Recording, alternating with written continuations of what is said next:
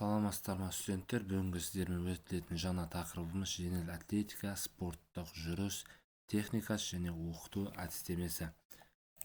Жеңіл атлетика спорттың ең ежелгі және кең таралған түрлерінің бірі.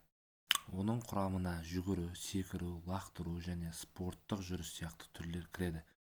Бүгінгі дәрісте біз спорттық жүріс түрінде тоқталамыз. Спорттық жүріс техникаға негізделген ұзақ қашықтыққа жоғары қарқынмен орындалатын жүріс түрі. Бұл жеңіл атлетикадағы ресми жарыс түрі ретінде халықаралық деңгейде мойындалған спорттық тәртіп. Спорттық жүрістің ерекшелігі мен ережелері. Спорттық жүріс пен жай жүрістің айырмашылығы техникасында. Бұл жүріс түрінде келесі негізгі ережелер сақталуы тиіс. Біріншісі, аяқтың жермен тұрақты байланысы. Спортшының екі аяғы бір мезгілде ауада болмауы керек. Кем дегенде бір аяқ үнемі жерде болуы тиіс.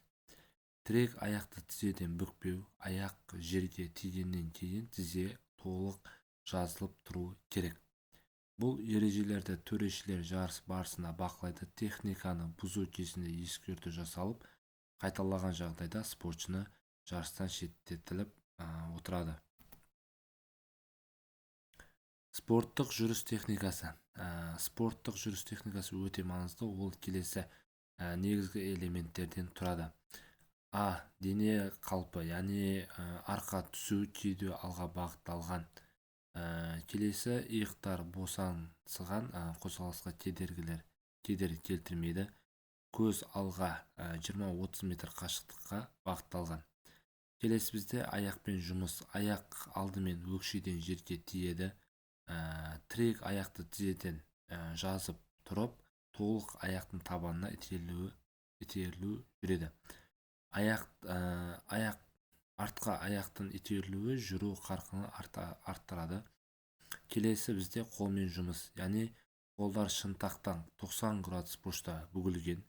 Қолдың қозғалысы аяқтың қозғалысына қарсы бағытта жүреді. Қол иықпен емес шынтақтан бастап қозғалады. Бұл тепе-теңдікті сақтау үшін маңызды болып келеді. Оқыту әдістемесіне келетін болсақ, спорттық жүрісті үйрету жүйелі түрде жүргізілуі керек. Әдістемелік процесте келесі кезеңдерді қарастырамыз, яғни дайындық кезең, жалпы денені дайындығы жаттығулары, буындардың икемділігін арттыру, бұлшық еттерді нығайту, яғни арқа, аяқ, іш бұлшық еттерін нығайту болып табылады.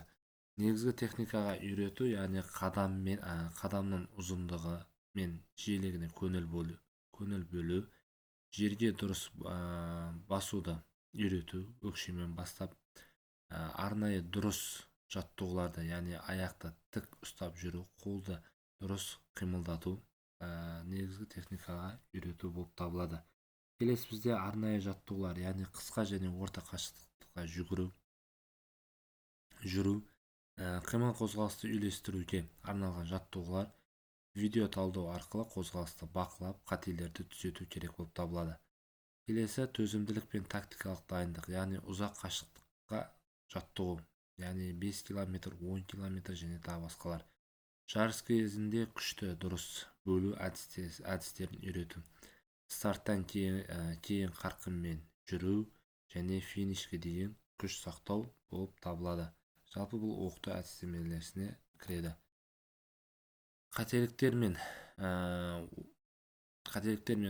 оларды түзету, яғни көп таралған қателіктер аяқты жерге дұрыс баспау, яғни саусақпен баспау, қолдың қозғалысын шектемеу, тізені бүгу немесе денені тым еңкейту. Келесі бізде түзету жолдары. Айна алдында жүру жаттығуларын жасатуымыз керек, бейне талдау жасауымыз керек болып табылады. Және жекелеген техникалық элементтерді жеке жұмыс істеу керек болып табылады. Бүгінгі тақырыпты қорытындылай айтатын болсақ, спорттық жүріс физикалық төзімділік пен техникалық шеберлікті қатар талап ететін спорт түрі. Оны дұрыс үйрету спортшының болашақтағы нәтижесіне тікелей әсер етеді. Сабақ барысында жүйелілік, жеке бақылау және техникаға назар аудару басты шарттар. Жеңіл атлетика арқылы жастардың денсаулығын нығайту, салауатты өмір салтын қалыптастыруға болады. Спорттық жүріс жеңіл атлетиканың олимпиадалық бағдарламасына кіретін, техникалық жағынан күрделі және жоғары төзімділікті талап ететін спорт түрі. Бұл спорт түрінің басты ерекшелігі жүру кезінде жүгіру белгілерін болдырмай, арнайы ережелерді қатаң сақтау. Яғни спортшының алдыңғы аяғы жерге толық тигеннен кейін ғана артқы аяғы көтерілуі тиіс. Және тірек аяғы тізеден бүгілуге болмайды. Осы талаптардың сақталуы жарыс кезінде төрешілер тарапынан бақыланады. Спорттық жүрісті оқыту барысында ең алдымен дұрыс техникаға үйрету қажет болып табылады.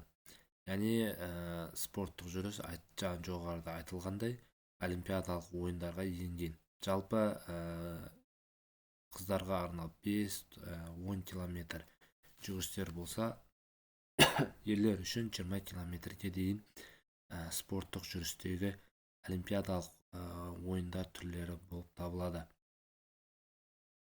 Бұл спортпен айналысатын спортшылар өте көп. Әрине бұндай спортпен көбірек Европа елдері және Африка материгіндегі елдер жалпы көбірек қатысып отырады.